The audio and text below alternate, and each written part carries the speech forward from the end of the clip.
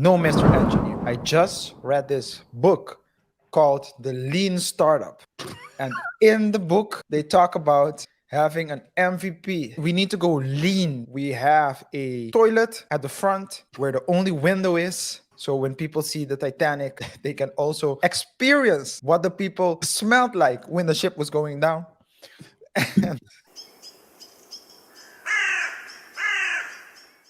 But before we go to that, guys, there have been a couple of theories going around. What happened? One of them is from AI Telly. It's been a very popular video. Maybe you guys have watched it. Let us know what you think about that video. We're gonna show a small part of that video so that we can dive a bit deeper into this topic. Let me see. Go here. Let's take a look. Experiences the force on its surface due to the water pressure. It times the pressure we experience on the surface. As the submersible is deep in the ocean, it experiences the force on its surface due to the water pressure. When this force becomes larger than the force hull can withstand, the vessel implodes violently. But why did this implosion happen to the Titan submersible?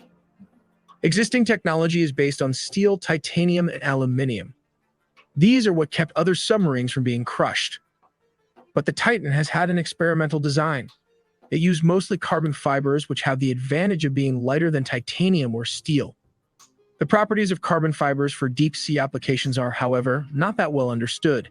It can crack and break suddenly. We corrected our recent video listening to all your comments and research, so stay tuned with this corrected version and don't miss a beat. OceanGate Titan. This is not a submarine, but the Titan is a Cyclops-class manned submersible. But what's the difference between the two? The primary difference between a submersible and a submarine is that the submersible is launched from a mother vessel or home vessel. They are typically launched on a raft or platform, which is placed into the ocean, and ultimately descends via 4 electric thrusters, which helps it to reach speeds of around 3 knots. But a submarine can dive underwater without any external equipment and surface all through the process of buoyancy. These are the basic system that makes up the submersible. Number 1. The mothership named the Polar Prince, which is actually an icebreaker. Number 2. So yeah, it went down. Pressure was too high for it to sustain and keep it together, and it was crushed. RJ, you have anything to say about that?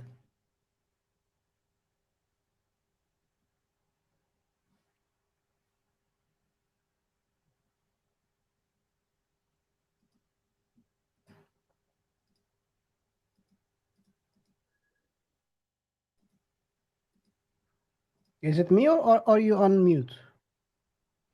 Yeah, it's yeah. So, and I was so deep into it already. I was saying, go back. I was saying, yeah, I'm gonna go back. I was saying that it seems like the deeper we dive into the story, the crazier it gets. Because it seems like they were experimenting on all fronts. They experimented apparently with the material. They were experimenting with the and we read in the waiver that the passengers signed. We talked about it in the previous show. If you haven't checked that out, guys, go check it out. We've talked about it in the previous show that in the waiver, it explicitly mentions that the vessel was basically an experimental vessel, was not accredited, was not approved by a supervisory body. So it was just the there project.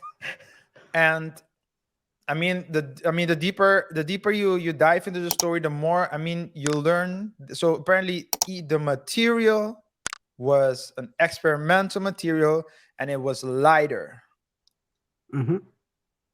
which is good Probably they were thinking for them. Let's say because it's a small vessel, the lighter it is, the easier it is to go up, or the faster it can. I don't know what, but I mean, pressure is a thing, and it seems to me like there are certain things you don't need to experiment with people in it.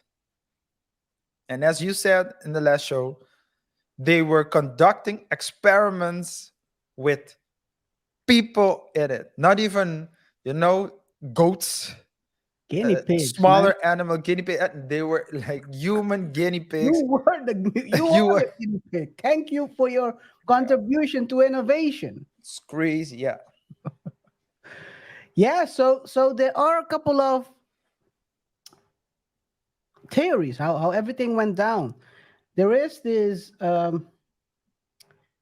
expert from it's a deep sea expert, Spanish submarine expert, José Luis Martín. And he has a theory where he basically says the following.